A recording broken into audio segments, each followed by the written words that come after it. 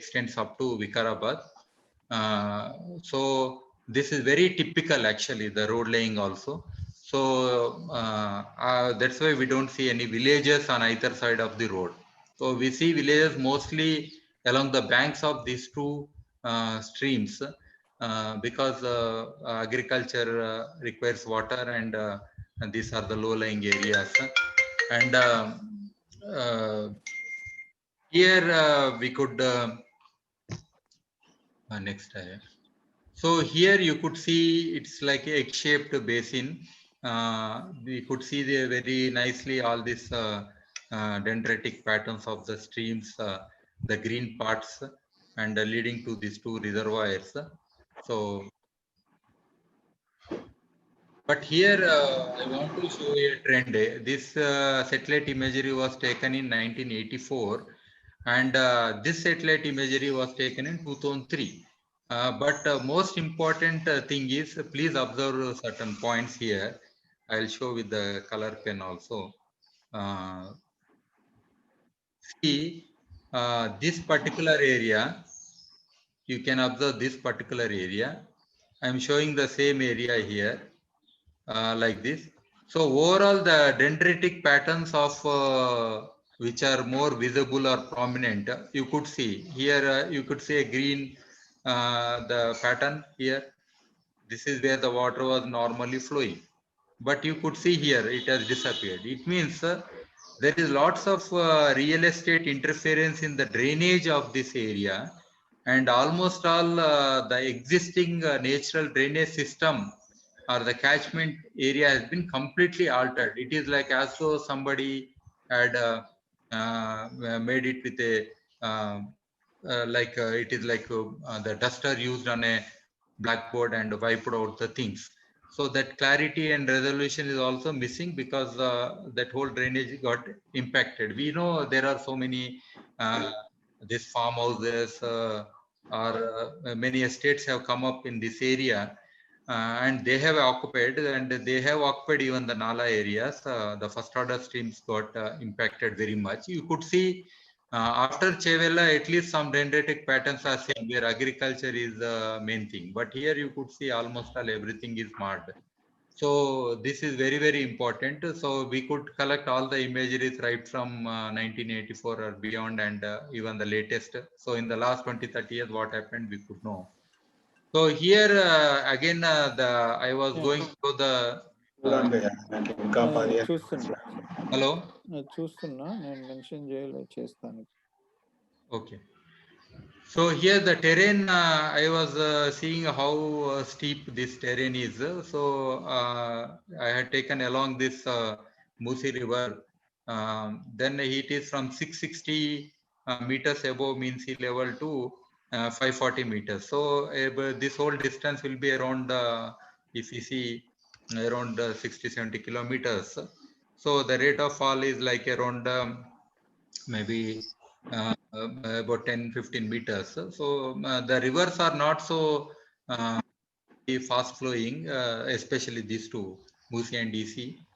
They are gently flowing, but earlier there used to be lots of sand deposited all along the streams. Now almost all that sand mining is going on everywhere, and here so almost all it appears bone dry.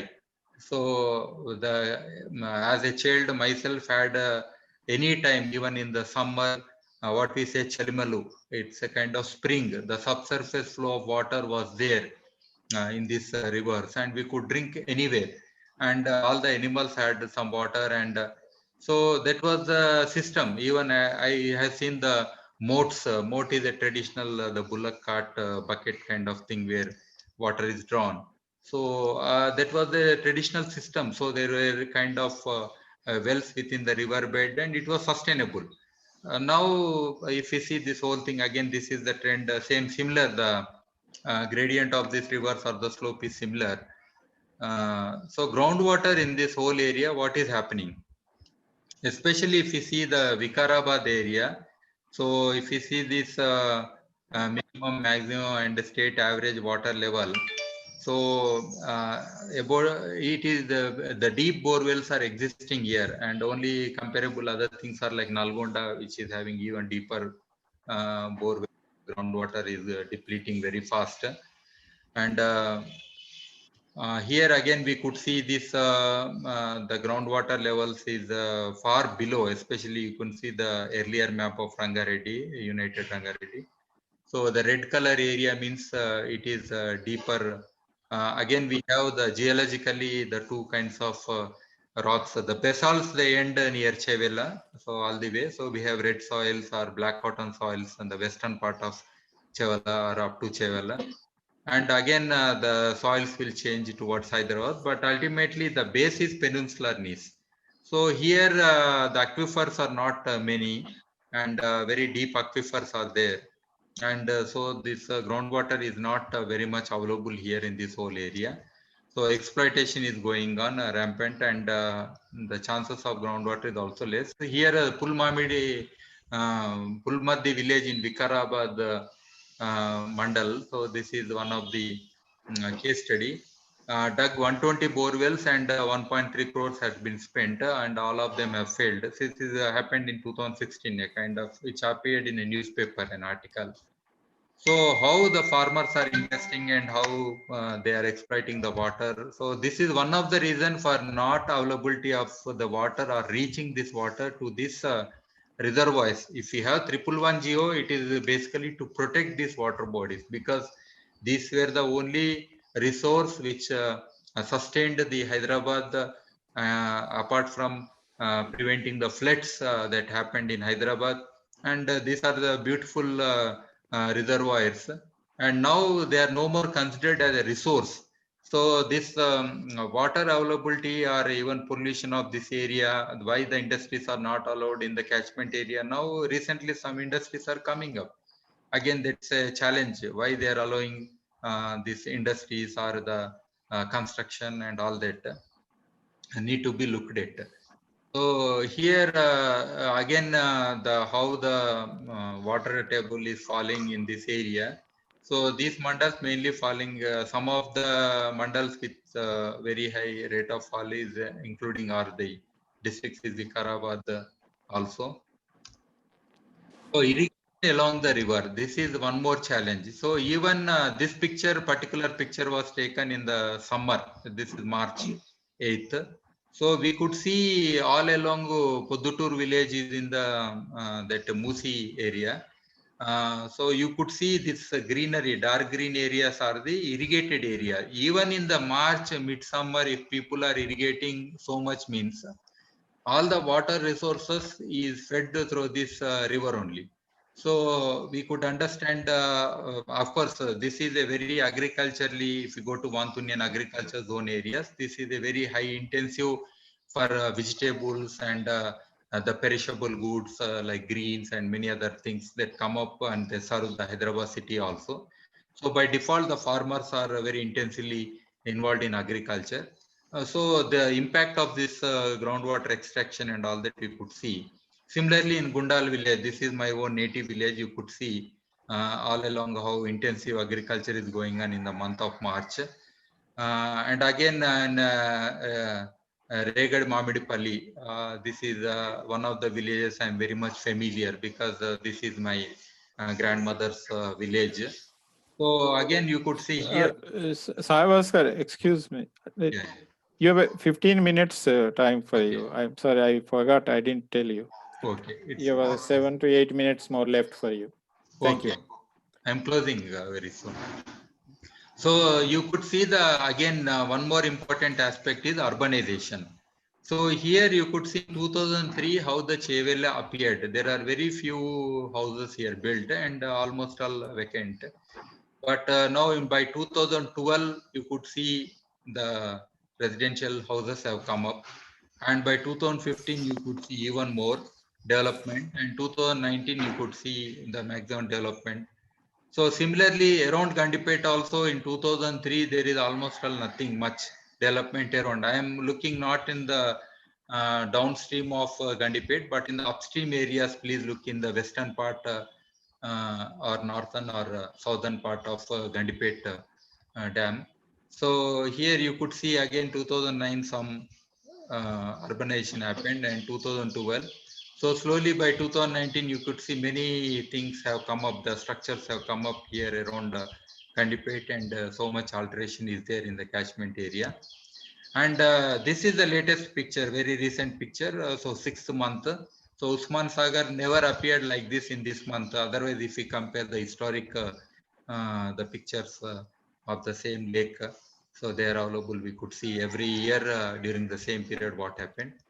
Similarly, Himayat Sagar 2019, how it is, and 2020. So ultimately, this whole area urbanation is taking place. The Chilpur, Mainabad, Aziz Nagar, and all that real estate is going very fast, and it's a very, in spite of 111 Geo, and there is nobody stopping it.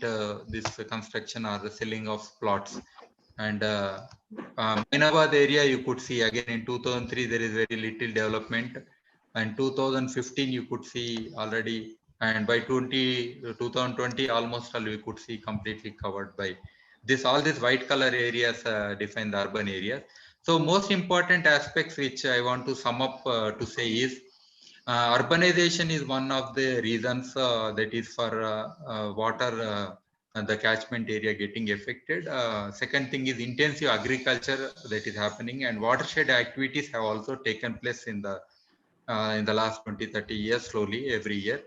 And local geology and aquifers, which I said, and green coverage and forests, that is also got affected because we have beautiful savanna kind of landscape in the Mudimal Kancha, and the health of that forest and all that is very much need to be taken care, including Vikarabad forest, Anantagiri hills, and downstream also near this Parigi and all that, and the naval this thing radar is also coming up there. That forest also need to be taken care.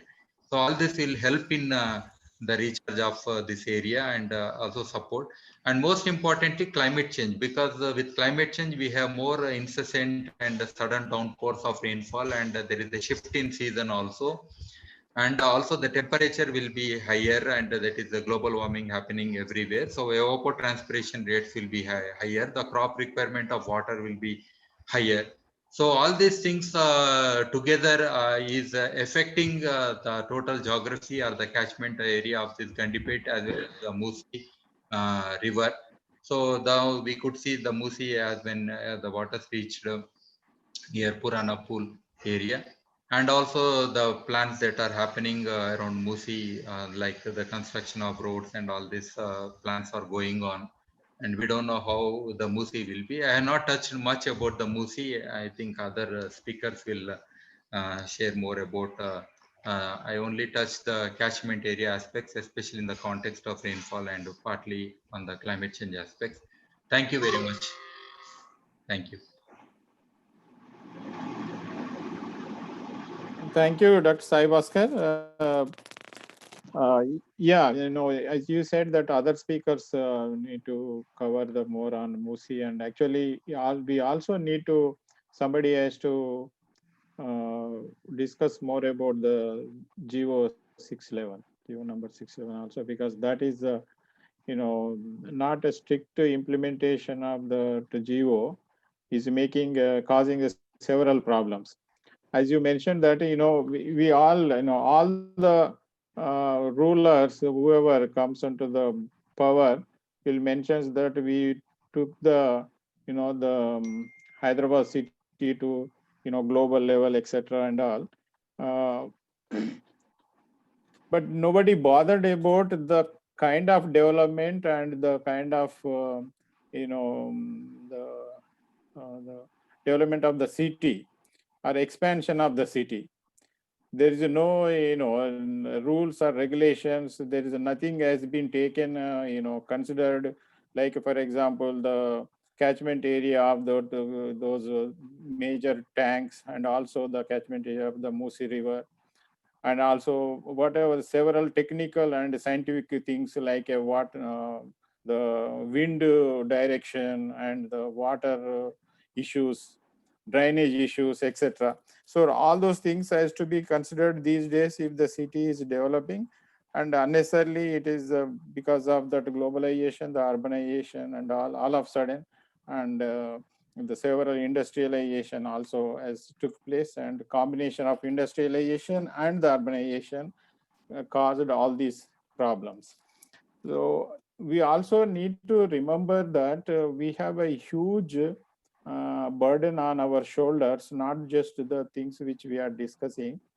If you see that the area in Telangana, this is the river which starts in Telangana and ends in Telangana. This is only the river. And almost about 30 to 35% of Telangana population is affecting because of this Musi and the impact of this sudden growth of the Hyderabad city and in zigzag fashion. And also the population is about the 30% of the Telangana population is affecting directly or indirectly. So we need to take that. That shows that how serious the problem is. Not just we are only, talking about the environment as everybody is talking, but the Hyderabad city is really on the edge of the more danger that, and our rulers are waiting major disaster to happen like corona and all. If corona kind of virus problem comes due to the mosquitoes, that if some virus transmittance through the mosquitoes, then half of the city will be gone. So thank you again for Sai Bhaskar. Now I request Dr. Subbarao Garu. So he's expert in the groundwater and rainwater and also the environmental issues, especially, and is a very veteran and fighting all the issues, kind of environmental issues which are facing not only the state or central level, national level, or even international level. Presently is a convener for the Convergence for the Sustainability. I request Subbarao Garu to present his arguments. Thank you, Dr. Indrasen Reddy Garu. Hope I am audible. Yes. Yeah. Yes, you are audible. Thank you. Louder. Yeah, okay. See, actually, I'm happy that, the group could come back and, discuss on the twin reservoirs and the Musi. This year happens to be the 100th year of twin reservoirs. It was 1908, the floods came. 1912, the work for controlling the floods started, which subsequently completed and commissioned in 1920. The entire story. Can I share the screen, please? I have a PPT, a small PPT. Yeah, you can share. I'm not getting Yeah, this. Yashwant, can you? So there's a share screen option, sir. You're the co-host now. You can see the I'm share not screen able option. to see that actually. Okay, one second. Let me check. Screen sheet. Okay. Okay. Can you see? Yes, sir. It is Yeah. clear. This was the incident of 1908 floods, and this is the beyond the Purana pool actually. This was the officers' camps right on the banks of Musi River. Ade slide show పెట్టండి. Screen share లో వచ్చింది కదా? మీ కింద అందులోనే slide show అని ఉంది కదా. Right to bottom, right sub. Right bottom, share the screen. Not yet.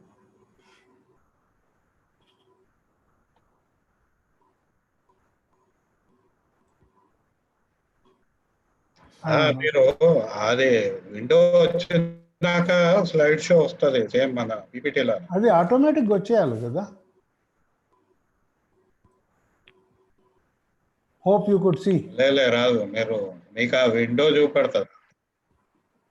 ఇప్పుడు కింద స్లైడ్ షో అది ఉంటుంది కదా, కింద కనపడుతుంది. అవునవును.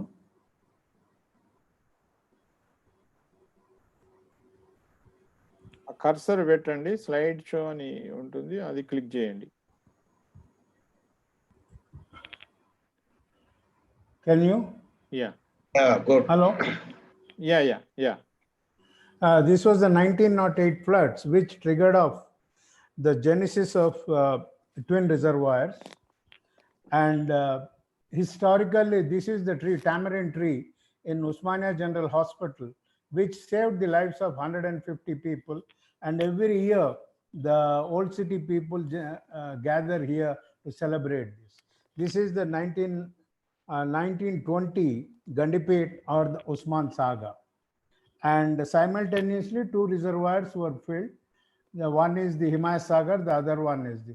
This is the location map of Usman Sagar and Himayat Sagar with respect to the Hussain Sagar. Both are located on the east of Hyderabad. And most interestingly, there are certain issues which were not discussed in the public domains.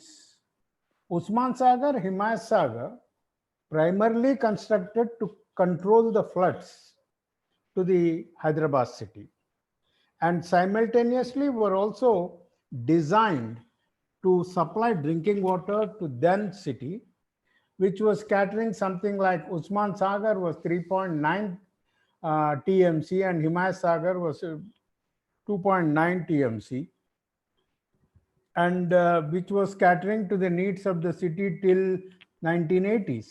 But interesting point is the population which was scattering still continues to get the water. Then why everybody is talking that Usman Sagar and Himayat Sagar have become, defunct? We need to look into it. The most important thing, I am asked to make a presentation on the watersheds. This is the watershed of the Usman Sagar. You have Usman Sagar has much larger watershed, something like 1400 square kilometers, but whereas the Himayat Sagar has lesser watershed or the catchment area, which is around 700 and odd square kilometers. But interestingly, the land use pattern in these two catchments and combinedly, more than 70% was agriculture. And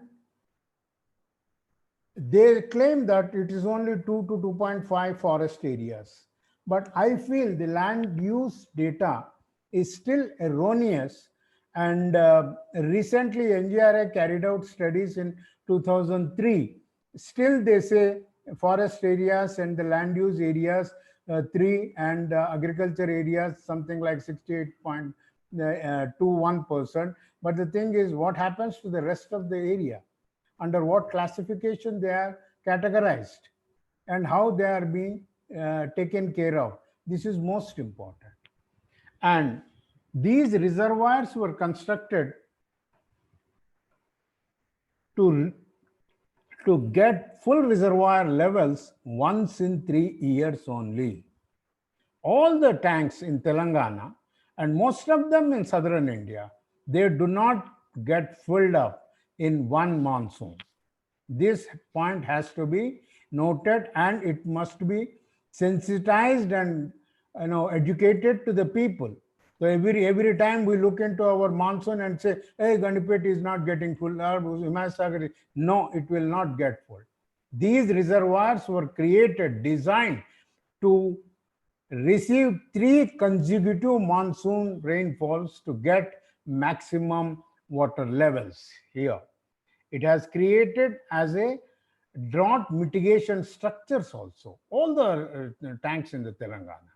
So without knowing this, the collectors, the administrators, policy makers, everybody looks into when the lake gets dried up so that they can give the pattas or encroach the lands. It is very much clear. One can look into the Nizam's Farmana, and it has very beautiful watershed management practices. It was clearly stated that no new water conservation structures to be promoted in these catchment areas. Of course, then there is no, acute groundwater or deep groundwater exploitation in those days. That was the situation. And interestingly, as my friend Dr. Sai Bhaskar pointed out, Chalamalu, the springs, the natural springs right from Vikarabad to Damegudam to Gandipet, they were existing here and they still continue to exist in Damegudam and Vikarabad zone. But unfortunately, the springs in the catchments of Himas Sagar and Usman Sagar, they got dried up. Then what making, these are the things we need to look into it. 87. You see, interestingly, from 85 to 2003 or so, it got only 7 times full. I have collected 50 years of rainfall for these catchments and also analyzing the entire patterns of the rainfall. So we need to look into the hydrological pattern, the functional aspects of the watershed, how active and healthy the watershed is. You see, it is not the reservoirs. Reservoirs are the reflection of the watershed's health. We have to look into the watersheds. The watersheds are, watershed is a geographical area. This I just kept for the new, aspirants who are getting into this particular subject, and this is what the watershed is. And the entire rainwater collected will discharge through a single outlet. That is Usman Sagar or Himayat Sagar, finally goes to Musi. So we should understand what is the watershed is. And the watershed of Himayat Sagar, Usman Sagar, which is around 2,000 square kilometers, is part of Musi River Basin. Musi has 12,000 and odd square kilometers of geographical area. It's basin wise. And as my friend pointing out, today the Musi basin, more than 50%, it is 60% urbanized. Hyderabad Metro Development Authority possesses 6,600 square kilometers of area already urbanized, planned for future urbanization, 6,600. Now you look into the other urbanized areas, Nalgonda, Chitiala, Suryapet, there are several others. This watershed and the basin is so blessed, one can find the natural springs around Nalgonda also. So hydrogeologically, this area, watershed basin and the river basin is very unique and has the springs, groundwater and base flows. One always should understand 3 terms. One is the surface flow, which we see. The other one is the groundwater. We can't see, but when we pump out, we can see. Between the groundwater and the surface water, groundwater, and then the base flows. Base flows are the water that is subsurface. When it gets saturated, it overflows to the surface as springs and starts feeding into the reservoir. Today, the highly biodiversified watershed of Usman Sagar, Himayat Sagar, and the basin has undergone metamorphic changes. Let us look into it. Gandipet water and Mirialam tank water was known as miracle water. It was sweet during my childhood. It taste changed. Everybody used to say, there is a saying in Hyderabad, Gandipet ka pani piyo, so blah blah it goes, but it's true. It could be because of the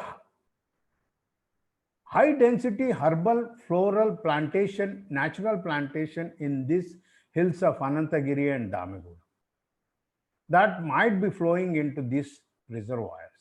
Nobody cared to study this. Only Usmania University, they came out with list of herbal and medicinal plant species. And what is the impact on the water resources? Nobody bothered about it. Why not we do this? This is a big gap. And similarly, this area has salubrious and healthy wind. You see, the very purpose and the reason for establishing the TB sanatorium in Anantagiri was the reason. So today we are not appreciating regarding respecting the biodiversity watershed of this, and we are not looking into the functional efficiency of this watershed to contribute to the hydrological sustainability. Now the point is, everybody is happy that government will allow on a larger scale the real estate, and thanks to Kaleshwaram, everywhere we can take Kaleshwaram water and fill the reservoirs. I tell you, we are going to repeat the disaster of Warangal to Hyderabad. All the lakes around the Warangal were filled from borrowed waters, and suddenly heavy rains came. Entire thing was a disaster. We are undermining the hydrological sustainability of the watersheds. We are not understanding this. I request Dr. Indrasena Reddy, sir, please Yes. look into the watershed management and governance in the US federal system. You have beautiful management practices. How we do that? Can we transfer those? Can we educate people on that? We need to look into these gaps. Otherwise, we are undermining the sustainability factors of functional efficiency of the watersheds. This is the problem today. And will you look into it? You know, it has three different geological formations. You have the gneisses, you have the basalt, you have the laterite soils. And the proportion varies from the Usman Sagar to the Himayat Sagar reservoirs. So we need to look into it. And the northeast watershed from Anantagiri Hills, it is all tectonically disturbed area. Because of this diversity and the basaltic and gneiss formation and conglomerations, it gave very good, healthy, potential, productive agriculture soils. That was the reason down the lane, the ECRISAT was established in 1960s. We are not looking into the potential of these natural resources. We are only looking to the physical structure and revenue that we get from it. So we should also look in the conformity zone of gneisses versus the basalt.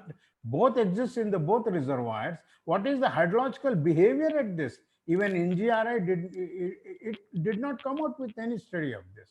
So we need to look into these gaps and start looking into how we can take it.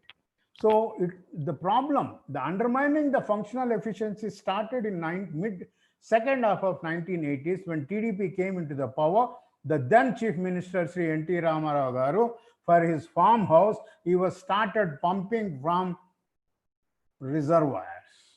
Nobody objected that. Then came numerous developments. Today, this watershed has 70 colleges, medical colleges, engineering colleges, pharma colleges, everything.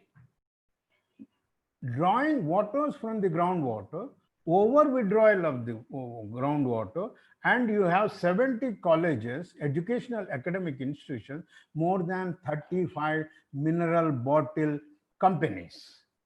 PCB says they're orange, they doesn't pollute, but they undermine the operational efficiency of my watershed. We have to raise a question before the PCB. It is not only the pollution part of it, it is the hydrological sustainability part of it. We should start asking why you are killing the operational efficiency of my watershed, allowing these mineral water bottle companies here. And God knows where they discharge the left outs. okay, the wastewater, the brine. So these are the issues in our watershed, and base flows are gone. I think only in 2003 technical paper, it was referred that the base flows have drastically fallen down. We need to create. My suggestion for is this still there is a scope to sustain this watershed, come out with management practices, review the management practices which His Highness Nizam. See, today you have what is called more than uh, 208, 780 check dams in both the catchments, and rockfill dams around 9,000 rockfill dams in this. And then you have farm ponds around 109. The total volume of water these structures is going to regulate or control is 1 TMC. That is 1/3 of my reservoir. So are we studying anything on the its impact on the base flows? Is it increasing, helping the reservoir? No, we are not looking into it. We have to come out with an integrated watershed management practices. We have several international case studies. Uh, we should look into it. And then the biggest blunder that happened, maybe because of a hurry, the GO 111 is partial. It only covers 150 square kilometers out of 2,000 square kilometers of the catchment. Then how do you save the watershed and the catchment? The GO 111 was introduced 10-kilometer radius from the FTL to stop the Khuranas oil industries. Yes, that was a very noble cause and an objective. And unfortunately, well-known personalities were involved in drafting of the GO 111. But I'm sorry to say, none of them had the knowledge and the expertise on watershed management. So it is time for us to look into strengthening GO 111, extending the GO 111 to the entire 2,000 square kilometers area. And conservation does not mean freezing of the development. You have umpteen number of alternate development. This is the area which can be promoted as an organic farm production center, which needs, the food production, the flowers, the floriculture, horticulture, organic produce. That is a great demand in Hyderabad. Why are we forgetting about it? Forgetting this, the present government is now coming out with a shifting of Pashamailaram pharmaceutical industries to nearby Vikarabad, adjoining to Damegoda. That will be the end of this watershed story. So we have to find solutions, and we have to ask for demand for water auditing, total integrated water auditing of this basin, make this basin as a functional unit, not as a dead unit. We are only looking into the land. It has biodiversity, it has wildlife, it has floral, it has medicinal value. We are not looking into the people have the local knowledge. People have this knowledge of it. Now, from watershed of 2,000 square kilometers, we move on to the, what is this? Everybody is talking of riverfront, Musi. These were the gardens. In my childhood, I enjoyed it. There were 14 gardens, such gardens, all along the Musi, right from Purana Pole. And today, we don't find any public spaces, public green spaces in this. And this is the marvelous, I tell you, Narayana Katwa, the natural flood water, diversion channels. You have 17 such channels controlling the floods of Musi River. This is an engineering marvel. Why we are not teaching to our children on these issues? These are most important things which I feel, and we have to look into these aspects of it. We need a watershed integrated management, looking into the contemporary issues and how do we make our watersheds functional and improve their efficiencies. I request Vishwanath, I have a video film actually. How can I show this? This is a very important video film. So you can share the screen, sir, again. Again, after sharing, shall I switch on? Yes, sir. How, Subbarao Garu, how long it takes for that video? It's half a film? minute. Okay. Go Half ahead. a minute. Okay, where go ahead. The domestic wastewaters and industrial wastewater join and before joining the Musi. I want to show this, how the entire thing is.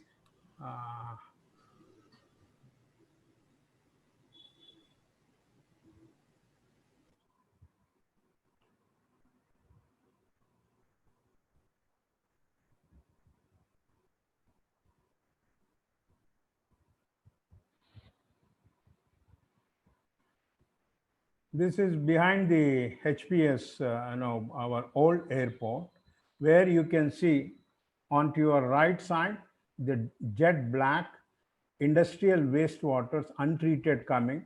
Onto your left, the domestic untreated wastewaters from Kukutpalli.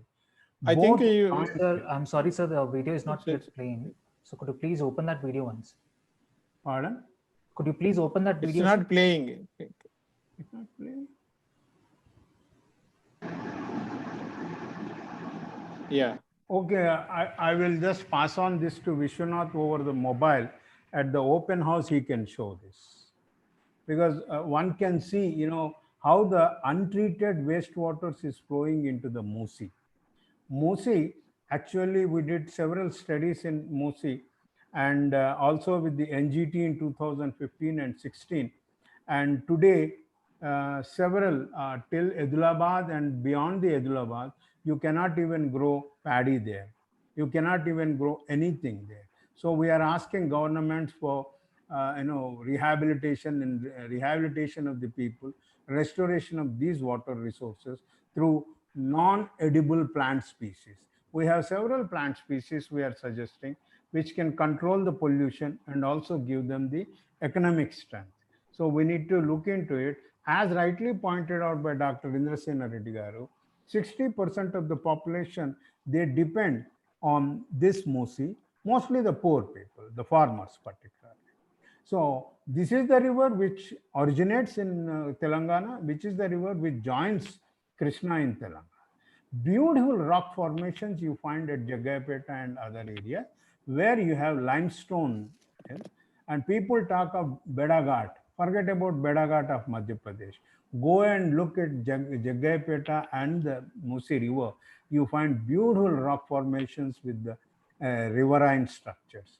We need to save this. We need to save both the watersheds, and we should come out with a comprehensive, report on a restoration of Musi River basin. That should include the economic, ecological aspects of it, including the watersheds of Usman Sagar and Himayat Sagar, and we need to restore it back. This is 100 years it is serving, still it is serving. I am proud that these two reservoirs for supplying water continue to supply water without energy.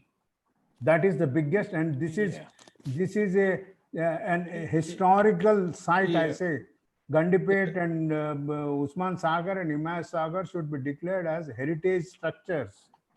We are not declaring this. So I feel, and I have the entire digitized maps and documents of this catchments and the reservoirs.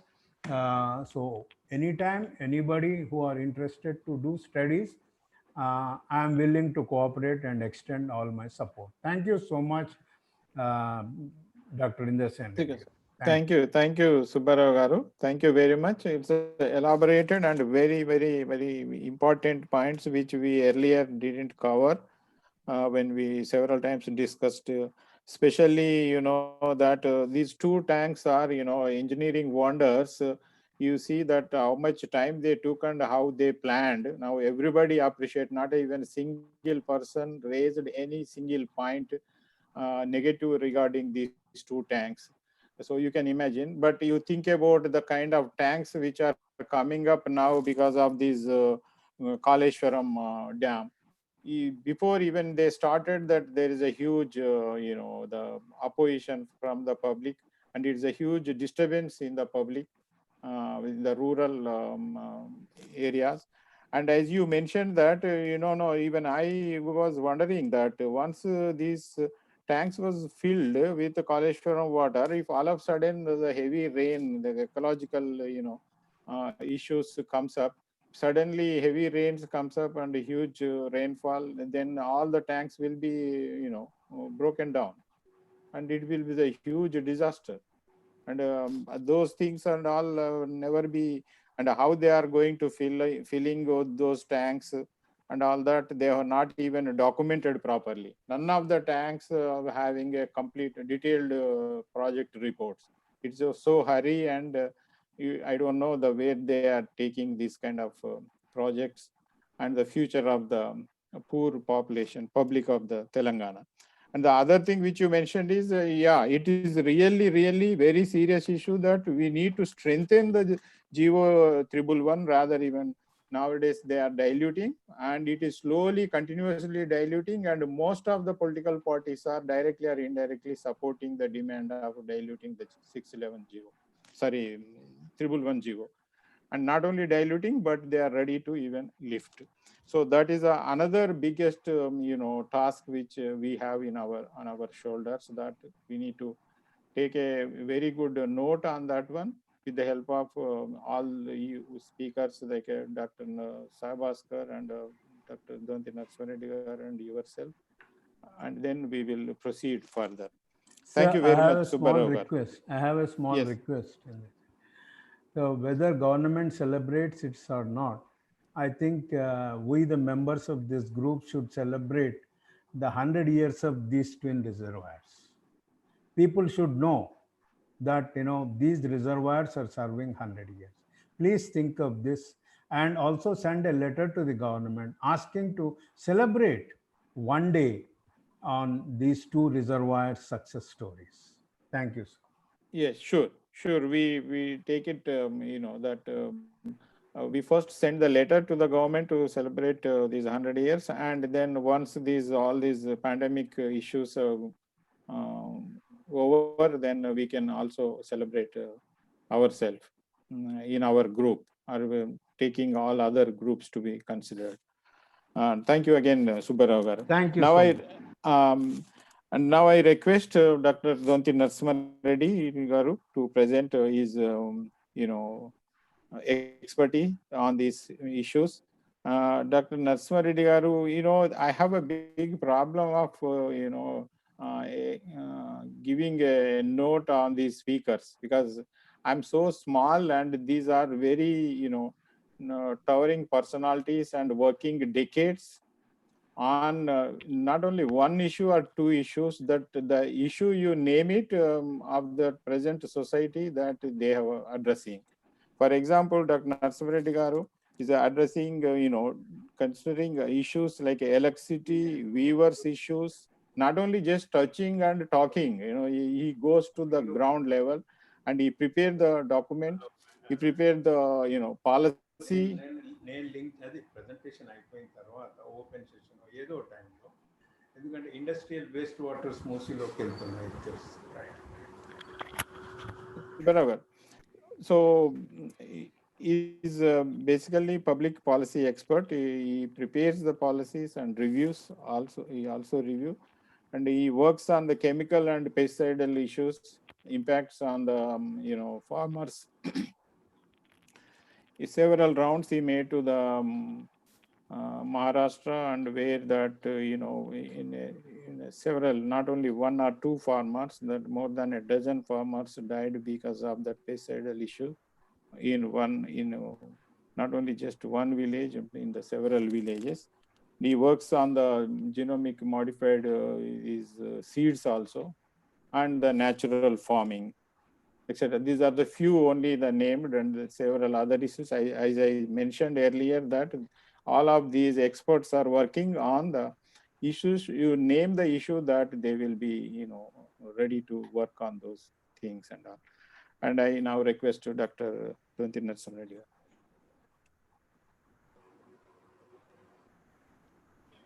Thank you, Dr. Indrasena Reddy garu. Are you able to hear me? Yeah. Please Hello? go ahead and, you can, you have, that you have 15 minutes and we complete the entire, the webinar is we planned for 1.5 hours. So you can have a few minutes more because I gave the same thing for other speakers also. Go ahead, please. Thank you. This is again watershed area of River Musi. This was taken from study done by International Water Management Institute. You can see at the bottommost the forest area. This depicts all the land use.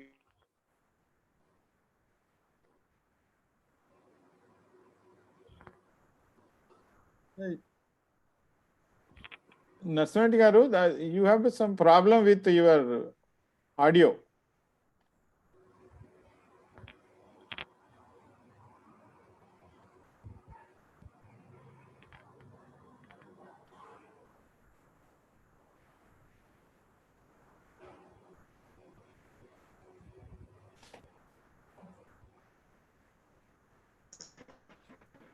I think I was disconnected.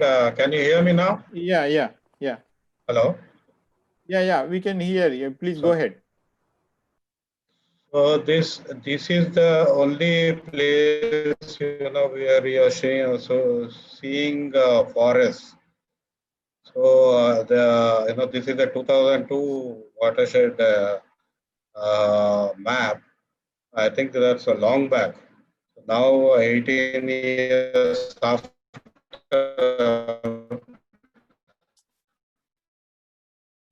Some problem with your audio. we wonder how much forest cover. So this is, of course, was shown detailed. I'm not going into those details. One River Musi, you can see it is a 11,212 square kilometer area, and it travels 267 kilometers within Telangana, starting and ends in Telangana. Important point which was alluded by Indrasena Reddy is 95 lakhs people in 2001 were residing in Musi.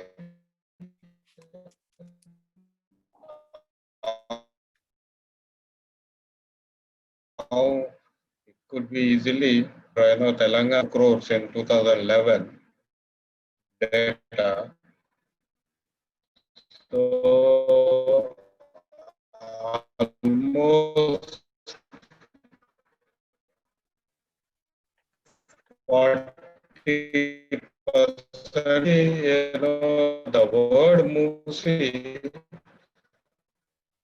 will not appear. It was there before and after 6 years of Telangana formation. And second important issue is that this is the most industrialized basin. Almost 60-70%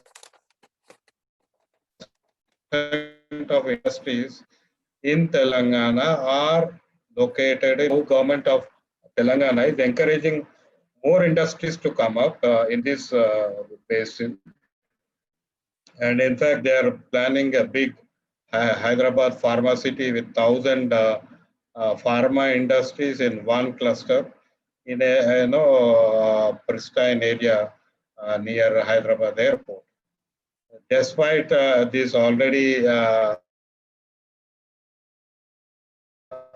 intensified industrial waters from neighboring Manjira basin, they are diverted through an 18-kilometer pipeline to River Musi basin. So we can see Musi has become a receiver of industrial domestic effluents, and it is the most intensively misused, abused river basin in Telangana. And probably, I think it tops anything in national level as well. Because most industrialization I see in Gujarat, and There you don't see so much of concentration in one river basin. Now again, 38% of the groundwater, utilizable groundwater catchment area, which was explained beautifully by Sai Bhaskar Reddy and Subbarao. So when you lose this river basin, when you are destroying the catchment area, invariably you have to depend on water coming from other river basins.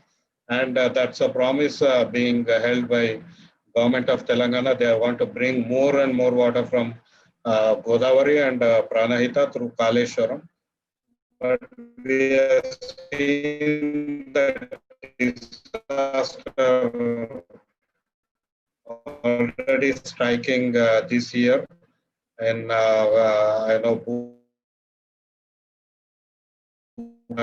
districts, which never ever experienced floods because of this topsy-turvy water. Mentioned 25 anicuts. Again and again we need to, praise the entire water system which was designed for River Musi long back. I think those 25 anicuts, through gravity, they don't, it's not, lift irrigation and does not use energy, and it is zero cost water storage facility, unlike Kaleshwaram, which has, every year it will be 6,000 for maintenance system. So 25 villages for the past 100 years, 40,000 hectares of agriculture and drinking water needs were fulfilled by these 25 anicuts or katwas, apart from the twin lakes which we have been discussing.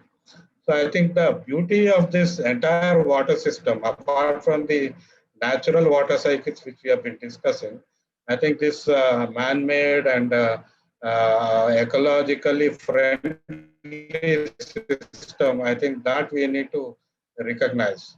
But then we are moving towards water stress, and as I mentioned, increasingly the population load is increasing, and we are only making it a linear management. So we are polluting the water and increasingly bringing water from outside. So I think all this together, and then the watershed destruction, which was explained earlier, water stress, I think that's a major problem which we have to recognize. And then the low water use efficiency. 35 to 40% is unnecessarily wasted. In Hyderabad urban area, 40% is unaccounted water. I mean, the supplied water by Metro Water Works, and then the other groundwater, which is pumped by apartments and many other places, almost 35% is inefficiently used. I think so. We have to flag this as well. Now, just a small brief on these twin lakes. Usman Sagar was built in 1920 on River Musi. So we are in the 100th year, and that's a big celebration. We have, it's not just, this is not the just old one. Himayas, Hussain Sagar, of course, is 400 years old. And I think Miralam tank, there are many other tanks which are as old and as big and bigger than Usman Sagar. And the catchment area, recorded catchment area in Nizam, at that time, Gazette, is 739 square kilometers for Usman Sagar, and Himayat Sagar, it is 689 square kilometers. And these two became dry for the first time in 2003. That is, I think, almost after 70, 80 years of their existence. That speaks volumes of this small time, 30 years time, we have been successfully able to destroy them. Now I'll come to the GOs, the protection GOs. we discuss mostly GO 111, but there are other GOs which were there before as well. So in 1989, there was a GO which tried to protect the hydrological region. So what we are talking about, B.V. Subbarao has been emphasizing is the entire hydrological regime needs to be protected, while GO 111 talks of only 10 kilometer radius and at least 150 square kilometer area. But GO 50 is much wider. No, in 1994. In fact, before 111, there was this 192 GO which tried to protect this area from polluting industries, hotels, residential colonies, and other establishments. And the GO 111 came in 19, was a technical committee formed in 2005. But in between, after 96, I think Surana company tried to establish industry within 10 kilometer radius, and the case went up to Supreme Court. Supreme Court again emphasized the sanctity of GO 111 because it went through, it was not an easy judgment. 3 surveys were done, 3 reports were given, and after a long discussion, I think the Supreme Court upheld the GO 111. So it's not easy. And again, after 2005, 2008 also, 2009, sorry, our own High Court also, upheld this GO. So there are number, but then exemptions continue. So the culprit is not just the Telangana government. Even previous governments in the last 15, 20 years have been continuously diluting GO 111, and also the catchment area destruction process started long back. So you can see a number of institutes have come up, engineering colleges have come up. Now SCZs are also being established in this catchment area. So I think there are multitude of problems, and one important aspect which was raised and which was established by a study is between 1961 96, 36-year period, a study was found that these two twin lakes, water bodies, were full 10 times Usman Sagar and 11 times Himayat Sagar in first 18 years. But next 18 years, it decreased. So, the study estimated that Himayat Sagar would be completely dry in 2036 and Usman Sagar in 2040. But we have reached that stage, I think almost 15, 20 years earlier.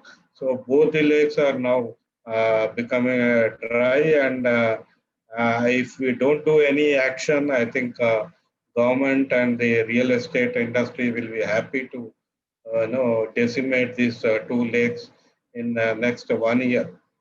We are not looking at something further. So as I said, Supreme Court judgment in 2000 was also very severe on this. But then again, it was mentioned 40 million gallons per hour through gravity flow. Again, there was no pumping, and the cost of supply was only 2 rupees to 3 rupees kiloliter. But if you take the Nagarjuna Sagar, it costs 50 rupees per kiloliter because it comes from almost 140 kilometers and up by 600 feet. And now Godavari, I think it is almost reaching 100 rupees per kiloliter or more because of the investment done. So we are increasingly increasing the cost, energy, and then the destruction process is happening. So when we are destroying the 2 lakes, it is not just the physical destruction. We are loading ourselves with the costs for generations to come. I think that is a very significant problem. And if you look at the international airport, Many of you think out of 5,000 acres of the international airport, 2,000 acres is coming under Himayat Sagar catchment area. And the people were protest,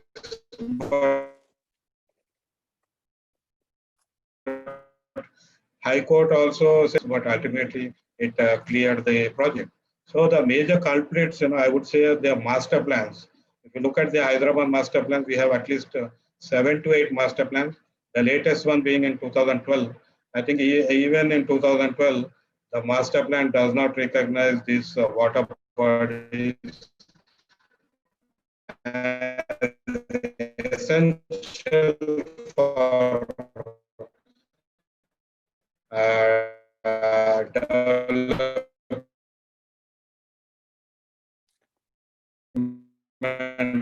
sustainable. Has distorted the entire geography, the Kokapet, all these areas, and they are getting exemptions. So I think these three are the major causes which are causing problem. I'll come to river Musi. Of course, excuse me, pollution is a big problem. Narasimha Reddy గారు మీ speaker is some problem, మీరు కొంచెం దాన్ని disturb చేస్తున్నట్టున్నారు. Microphone disturb. It is. Okay, please go ahead. Okay, now it is okay. Yeah. So river pollution, again, this was estimate done a few years back. Every day, 900 million liters of sewerage joins River Musi.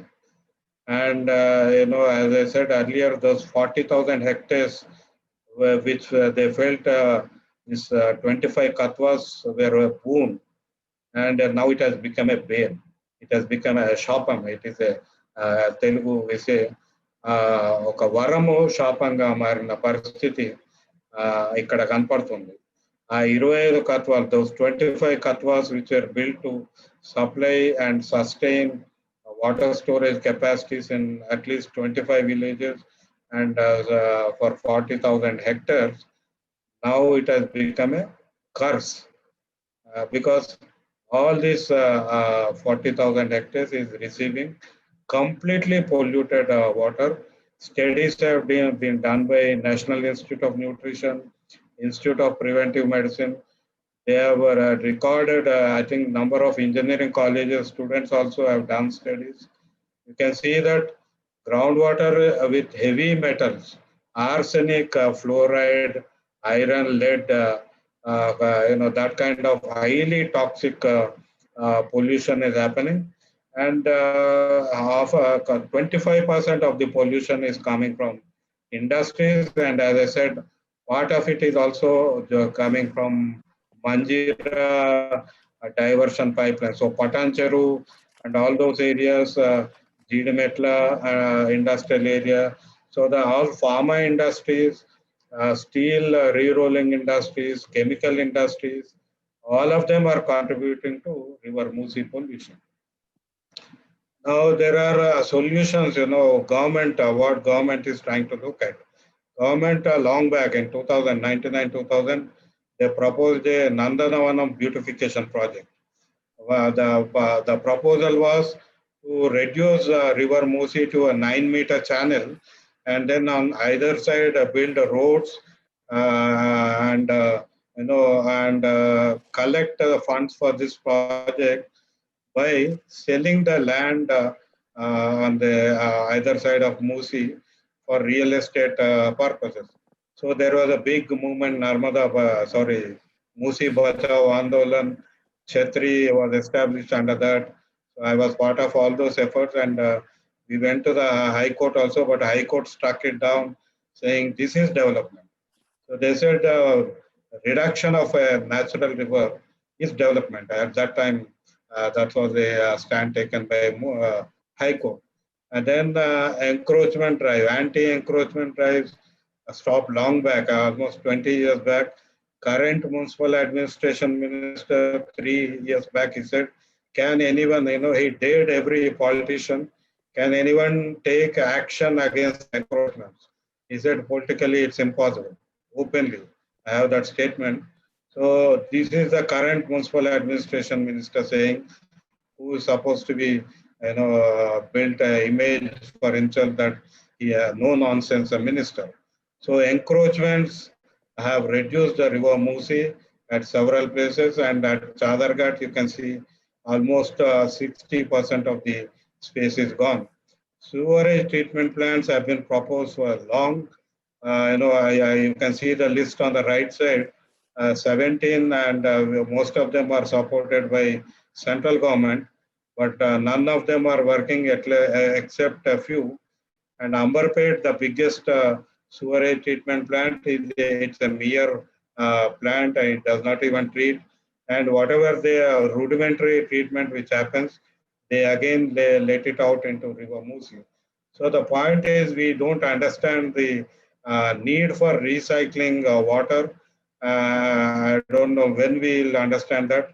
Unless we do that, what Singapore is doing, what America is doing, what Israel is doing, we are not doing that. I think we need to do that clearly. And then the latest threat to Musi is the strategic road development plan. Number of flyovers, interchange have been planned. They have established a Musi road, Hyderabad Road Construction Corporation, and then the Musi Corporation as well, headed by MLA. Now, currently, Sudhir Reddy is heading that. And this corporation, I think, is being used to push forward the SRTP plans, which are not in the public domain. Whatever little came out 2 years back, now we can't even see that. So there is no public consultation, there is no public information, there is no transparency, and yet government says we want to develop Musi on the lines of some other western river. But if you look at river Nasik, on river Godavari at Nasik, they did some complete concretization in the name of Godavari beautification. But when civil society protested and High Court intervened, now they have restored the river Godavari Nasik. I think that's a good case study which we need to follow. And also in Manila, there is one river which they restored completely, which is much more polluting than River Musi, but they have restored it with political will. I think that is what is required here. Now, these are the features again. Musi flows through 6 districts, currently 6 districts, but there is no single authority. You can see GHMC, Hyderabad Water Board, HMDA, Kuli Qutub Shah Urban Development Authority, Cyberabad Development Authority. All of these deal with construction development in River Musi Basin, but none of them show any responsibility towards that. Of course, there are other stakeholders. So water is a state subject, but government, does not include the people in take confidence, people into confidence. So I'm just rushing because I think time is a major constraint. Finally, I think what about the solutions? As Subbarao said and Sai Bhaskar mentioned, we need to look at river basin management, not just 20 kilometers stretch and then say we are beautifying this. And we need a Musi River Basin Authority, which can be brought into a statutory act in the legislature or parliament. I think the central government role is also very, very important here. And this authority, through this authority, we need a Musi River Basin Development Plan, and where sustainable development goals can be developed, and targets and the indicators can be developed. And this river basin map needs to be developed and monitored continuously. Importantly, we need restoration of Musi River dimensions, which is being encroached continuously. We need the scientific assessment of sewerage inflows and outflows.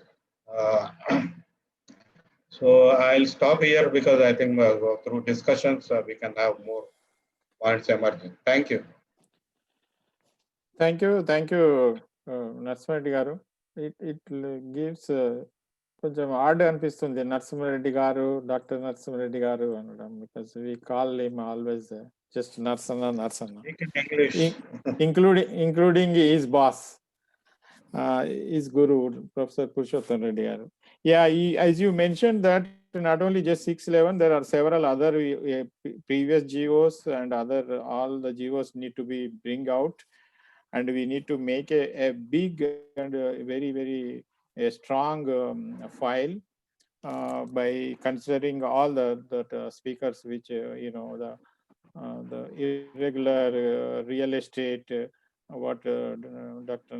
Sai Bhaskar Reddy mentioned and Subbarao garu mentioned, and as also you mentioned about several things, and especially the river Musi Basin Authority has to be established, not a 1 kilometer, 2 kilometer. It's like a puja kind of thing. The entire thing, starting catchment area of that both the lake, both the tanks and the Musi and the rest of the down to until the Vadapalli, where it joins in the Krishna River. So the entire thing has to be made a clear the document, and we need to take into consideration and fight with the as you mentioned, not just with the state government, and we need to bring it into the issue to the central government. As in the beginning, I mentioned that this is the only the webinar which we started within the city, and we will have a more of other urban issues on the different districts and all state level webinar, and also national level. And we have a few people who had experience of addressing and resolving and restoring these kind of issues in international level as well, that we will go to that extent before we make a very, very good draft on these issues and submit to the government. Thank you very much, Narsanna. And now I request Professor Purushottam Reddy garu, because we keep him last. So wherever or whenever we miss the things and all that he covers, and also that all the people will remain seated if it is indoor. Now it is in a webinar, will remain until Professor Purushottam Reddy garu completes his talk. So again, I mention here that it's a huge thing that if you mention about what his credentials is, that, but I cannot excuse myself without mentioning very few things. But most of our audience are known about him, and if anybody one or two not knowing about anything, we can just Google it, that everything bunch of things comes up. But I will mention few things, and not only just direct environmental issues, which he handled, that more than 50 cases he filed only just in a Patancheru area, and then he got the judgments as well. Unfortunately, few of them were implemented, and many of them were not implemented because of our lazy and very thick skin governments which are functioning, not only this one but earlier ones.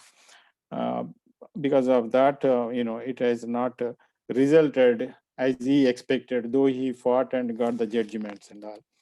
He also fought that not only just water issues in the Nalgonda and fluoride issues in the Nalgonda, and also uranium project Nagarjuna Sagar, and you can every 3 months or 4 months or one or the other issue he handles, that around cities there we have several dumping yard problems. And recently in the Nallamala, there is another, that uranium issue.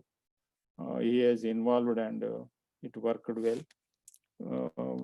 for the betterment of the people living there. So he is continuously struggling in the, fighting against these government policies which are having the problem, creating the problem to the public since last more than 3 decades and all. So I request now Professor Purushottam Reddy garu to speak.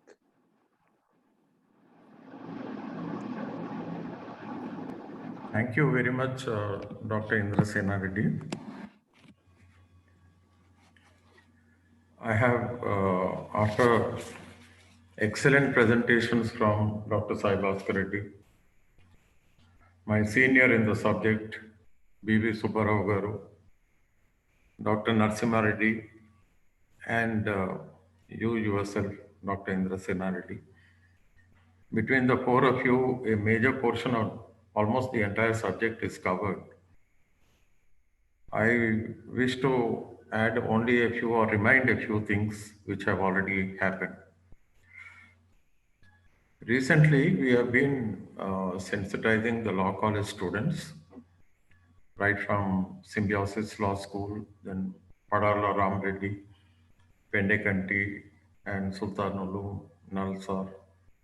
We have been giving lectures, sensitizing them, motivating them. And quite a few of these students have started filing cases. So with regards to the garbage dump yards, it was Symbiosis. And then when it comes to Musi, of course, Dr. Indra Sena Reddy himself filed several petitions in the NGT. But in addition to him, Padmanabh Reddy Garu, but lot of activists have been filing cases. Even the students of Sultan Ulum College, they have filed cases in the NGT, and we got excellent orders. In addition to these, recently there was a major issue in the catchment area of Musi. And whenever I am speaking about Musi, it includes Isa. Isa is a tributary of Musi. And the origin, the source of the river is near Vikarabad, on that area, the entire forest area, including a place known as Damagundam. Both the government of India and the government of Telangana, they have recently allotted approximately 3,000 acres of this prime forest area to Indian Navy, and they wanted to go in for installation of a defense facility. Of course, we took up that issue because the source of the river is very, very important. A river without, without the source being protected, the river will die. And as it is, Musi is virtually non-existing right now, but that means if Damagundam is allowed to come, then that means the end of the Musi itself. So we took up that issue, and thanks to young advocate Spandana, we were able to file the case in the Andhra Pradesh, in Telangana High Court, and we got a stay right now. Now, coming to the subject, which I don't want to do a lot of repetition, but just to remind, please, it's important that we realize that Musi is not a drain. Musi has compulsorily to flow. It's a river, and being a river, it has to flow. Because once it begins to flow, then automatically self-purifying capabilities of the river are very well known, and that will be very beneficial. Then the river must have a space to flow. We call it Musi must have space, particularly as and how it enters the city of Hyderabad. We have to ensure that there is abundant space. Musi is an ecological system in itself, but then it is part of a larger ecological system, that is the River Krishna Basin. All these points we take into consideration. We have to ensure that there is a minimum flow in the river. We also need to ensure that there is an environmental flow. And these flows are very important to maintain the river regime. Whenever water from a river is used, and then that wastewater invariably gets into the river system. And particularly in the context of Musi, it is mostly urban, that is Hyderabad and the periphery. In addition to this, we have a lot of industries, and Hyderabad is the pharma capital of India. Almost all the leading companies are here, and their only job is to pollute and nothing else. They have succeeded in destroying the river system. We have excellent laws. I'm not going into all the details, but the Prevention of Water Pollution Act is very important, 1974. And pollution control boards, which came into being in 1976, they have been working very hard to destroy the river by itself completely. Their arrogance, indifference, dereliction of duty, we need to note. And they have destroyed the groundwater. They have made the lives of the people, not just in Patancheru, wherever the industries are, people have been destroyed, and they continue to destroy. And finally, they have killed the river Mosi. Now, coming to, in addition to PCB, we have the GHMC, HMDA, who are totally ignorant of the need to protect the river. In fact, there are excellent books that are now available worldwide. And one of the best book is Design with Nature. If only our HMDA people and GHMC people, the mayor and all the 150 corporators, if they go through this emerging global literature, and if they have the political will, they can still do something, but they are not the kind of stuff to read the books, and therefore the problem persists. My friend Dr. Narasimha Reddy wonderfully predicted and demanded that there should be a political will. But I wish to point out that citizens' will invariably precedes political will. The question is, we the people living in this part of India, are we determined? If we don't have the right will to protect Musi, politicians will not, they will not take upon themselves. Political will not be there. So citizens' will is the most important thing. And this webinar being organized by Save Rivers, Dr. Indra Sena Reddy, and supported by Sai Bhaskar, Dr. Sai Bhaskar and Dr. Subbarao Garu. And so many eminent people have joined in this discussion. I'm sure in the days to come, this citizens will manifest in some form or the other, and it has to be very serious because it's a question of life and death. Now, what are the options? The options, just to recall, we can all be demanding that the orders of the Supreme Court and the High Court, NGT, etc., all those orders, we can make a list of all the orders and demand the compliance of these orders. This is very important. In fact, we can straight away, we need to send the Chief Secretary to the jail for not implementing the orders. I don't understand how the bureaucracy seem to think that they are above the Constitution. I mean, what is the role of the Chief Secretary? Is he above the Supreme Court of India? How dare he not implement the orders? It's a very serious offense. And we, the citizens, we need to take this up. Yes, we need to file contempt cases. But in addition to this, can we do something in view of the approaching GHMC elections? Yes, we have to go to the people. We have to highlight these issues.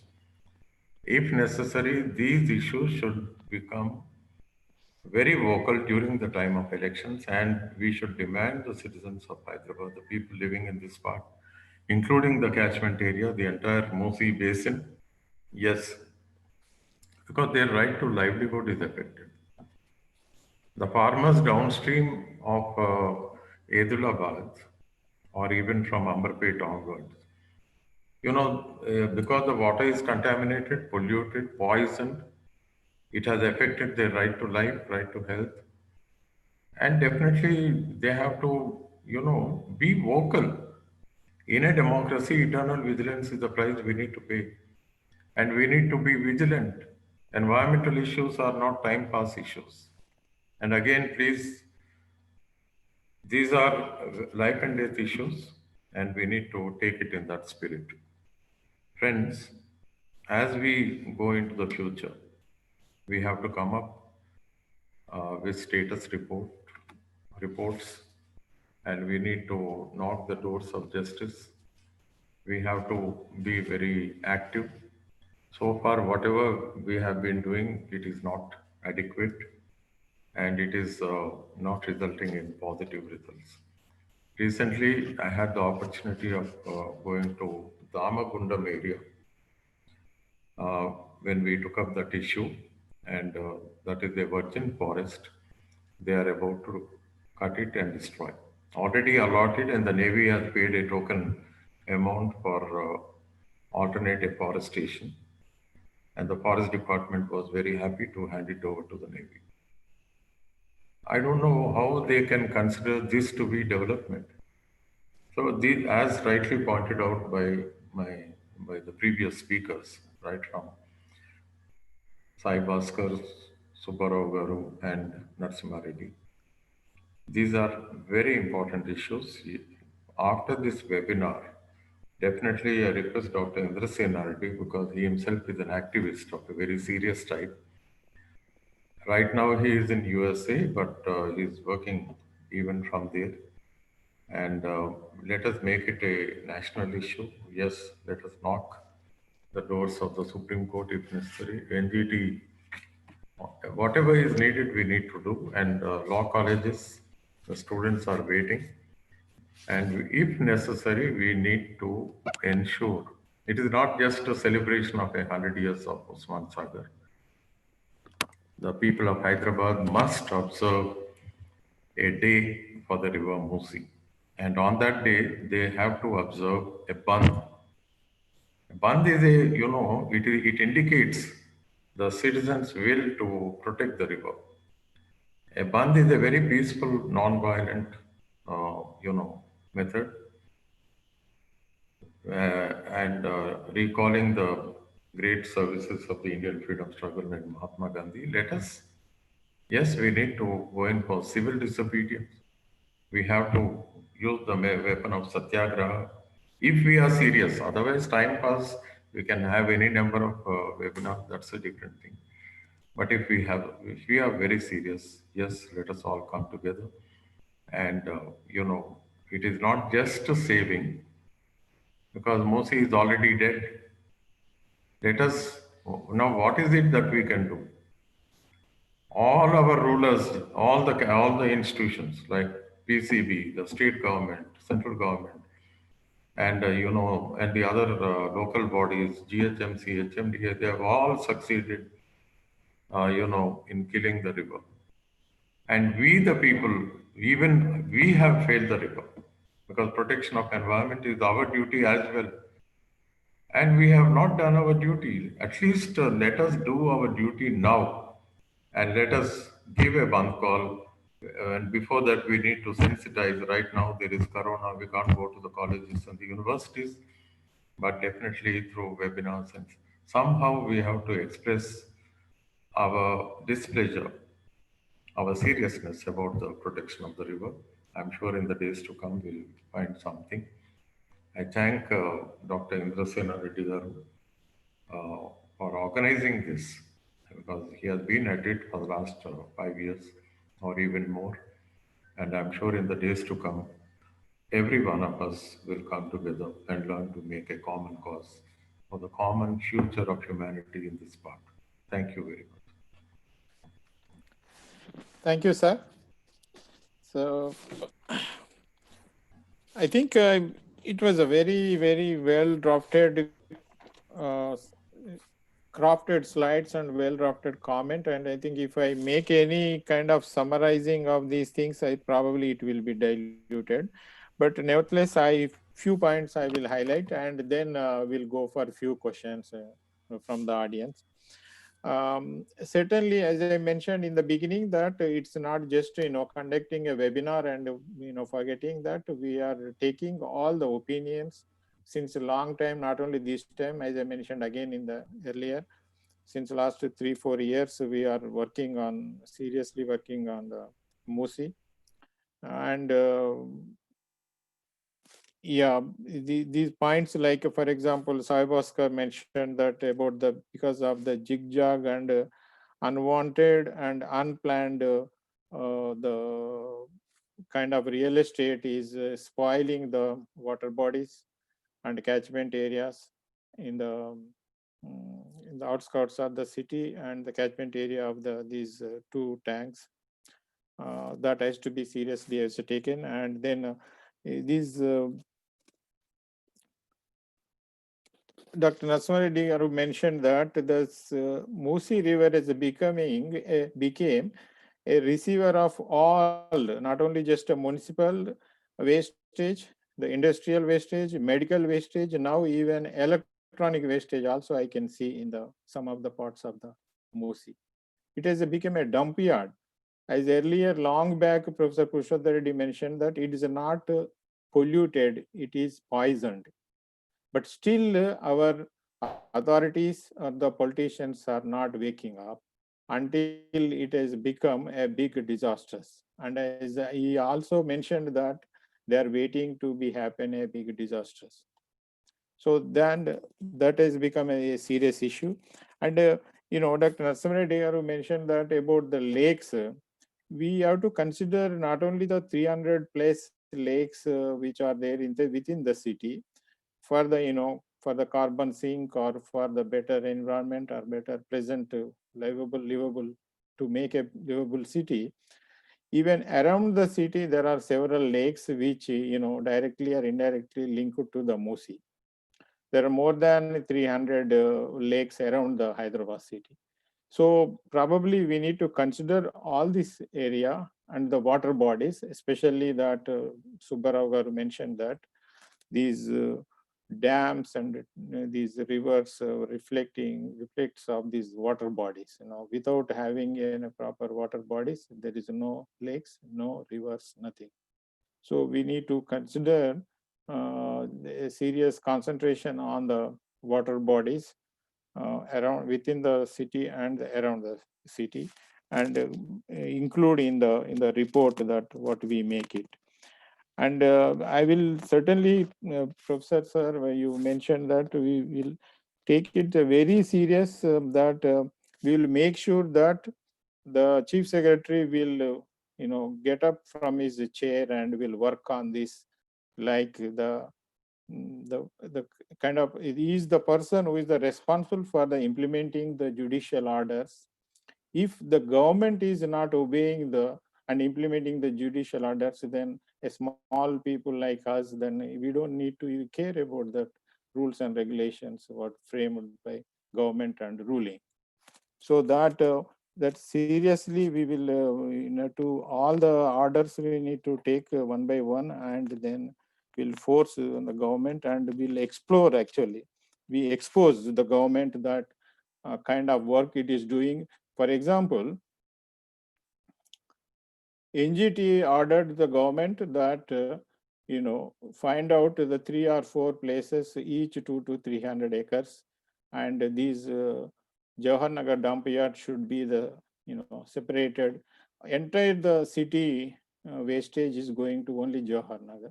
And NGT asked them, they gave an order that it has to be separated for 3 to 4 places, and that has to be done within the 3 to 4 months. And even NGT asked the government to update the kind of steps is taking to implement the orders. But until now, not even 1% of the work has been done. Unfortunately, the courts give the judgments, but they don't have a mechanism, as Professor Purushottam Reddy Garu mentioned, that they don't have any mechanism to see the implementation of their orders. They just give the orders, that's all. So it is our responsibility again that we enforce the government to complete these orders. So that also we will take the very serious. And finally, that these arrogance of these some of the organizations like pollution control boards, they became like ornaments for the government. They're making, how anybody can imagine that a 20 people of a organization with the 20 people PCB having around 20 scientists. And how can they look after more than 2,000 companies in the city? They are only just there to collecting the funds, and that's all. There's nothing that, and the central government has the policy that they only they see the work paperwork and they give the permission, the environmental permission, and the implementation of that document by the companies has to be taken care by the local PCB. But the local PCB is not capable of doing that job, and ultimately, that the kind of cities we are seeing, that Hyderabad kind of cities are coming up in not only just in our state, but in other states also, the same kind of cities. If you go to the Gujarat or the Maharashtra or even Chhattisgarh kind of states, all the companies, generating a huge amount of pollution and spoiling the environment, not only water bodies, but the soil, and making a big hell for the living of the people. So earlier it used to be like a roti kapda makan, but now these days we need to forget about those things. Anyway, the government is not taking care of that one, but they have to take care of the livable place. They need to keep these cities and the states and the entire country for the livable. For that, in that direction, we need to work the best possible. So with this, there is one question came that somebody was asking about when the book on Musi is coming up. We are working on this probably sometime in the second quarter of next year. Maybe in the March, April, this will come. But we won't release until this COVID problem completes.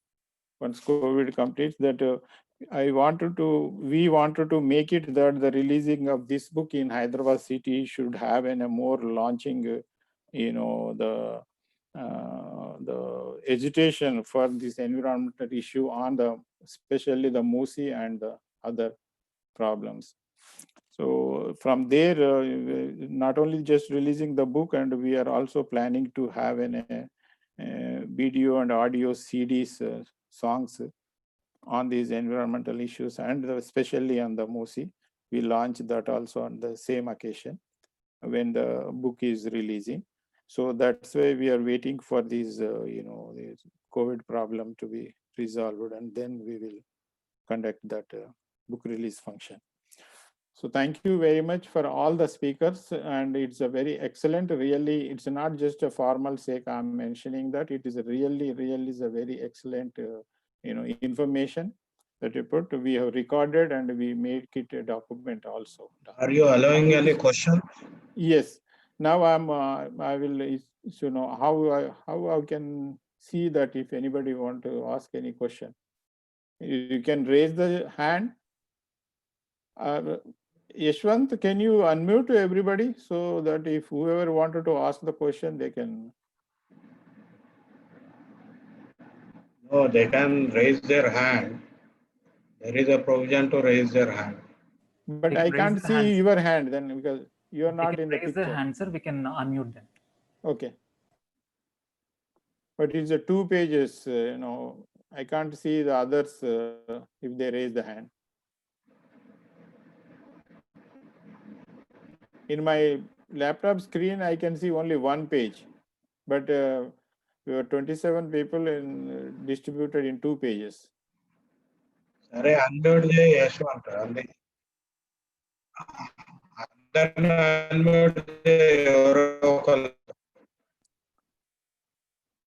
Suprasanna garu, hi. You want to say something? You need to unmute.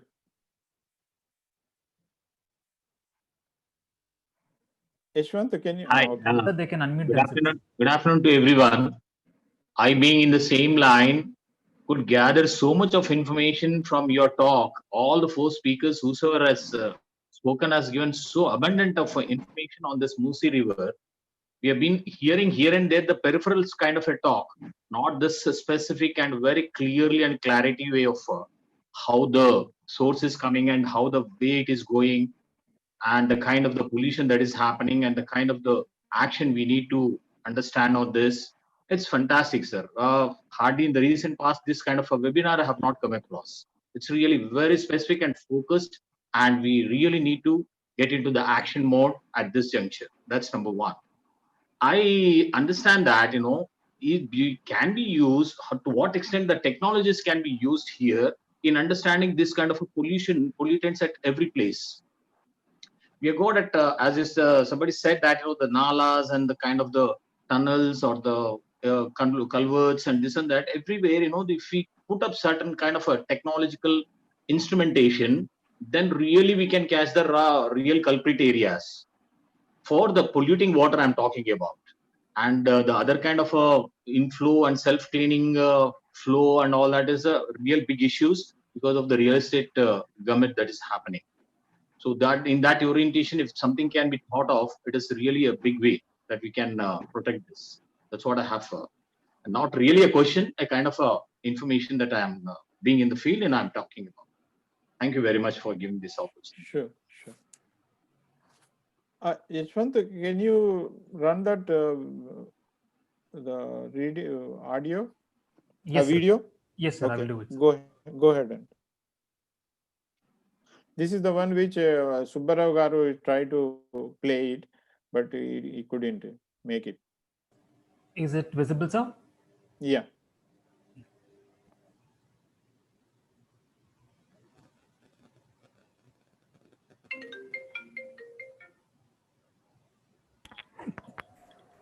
Please watch carefully. You see the jet black color of the industrial wastewaters and domestic grey waters. Coming from Kukutpalli on the left, and the right one is from Balanagar and Jidimetla jet black. Both join behind the old airport before joining the Hussain Sagar. In 2015, government claimed that it's going to divert the jet black industrial wastewaters and directly put it in the Hussain Sagar. A case was filed in NGT and government spent 52 crores claiming that they will divert and separate these two channels. It did not happen, but 52 crores of public money ran into the thin air. This is the present situation where everything gets mixed up before joining the Musi. Thank you so much. Can I add one more information to this, please? Yeah, sure. See, as we understand that, the storage capacity of the twin reservoirs plus the tank bund, it can amount to some about 3.9 and 2.9 and 1 about 6 and 7, about 7 to 8 TMCs, which can take to about 100 days of water requirement to our city. Suppose when I say one Himayat Sagar, it is taking about 30 days of water requirement. Usman Sagar, 40 days of water requirement. And the tank bund can take about 10 days of water requirement. Like this, about 100 days of water requirement can be really have here itself. We are spoiling that waters and then, trying to get everything from the Krishna and the Godavari, whereby, to the exchequer, it is a heavy, huge cost, and that cost is going to be on us and to the future generation. So by protecting this, we have our own way of having the waters within the city itself. That's number one. Number two is that by getting up to the recycling level for the water consumption within ourselves, that can further add up another 50 days. The 50% of the water, recycling water or the water consumption can be just like that used for the recycling. So 150 days, to the extent of 150 days, the water can be within the city, what is used and what is recycled. That can happen if provided we really fight out for this reservoirs protection in a true manner. So this is what is the benefit we can get. About a half of the year, we can have here, apart from the rainwater, other kind of a water recharge kind of a things. So I'm talking about the domestic water consumption. and how we can save with the natural available facilities, whatever we have right now. That's the point I wanted to convey. Yeah, Thank you. thank you, Suprasen Reddy garu. Right in 2001, this point was raised before the government. I myself made a presentation on this strategic approaches in water conservation, and also extending the water supply systems actually. So I can share this with you. And That's good. for your kind information, these two reservoirs, they cater to the needs of something like 4 lakh households even to this day. Okay, you have the well-connected pipelines and everything. And you can also have this after this webinar, if you are interested to know the I am. exact water supply systems of these reservoirs, where people like you can intervene actually. Thank you. I shall get in touch with you, sir, on this. Okay. Anybody has any question? Shall we conclude, Dr. Narasimha Reddy garu? Sorry. Hello. I think, yeah. Yeah, I think time we to- can close that. If there are no Yeah. questions, we can. Yeah. Thank you very much, all of the speakers.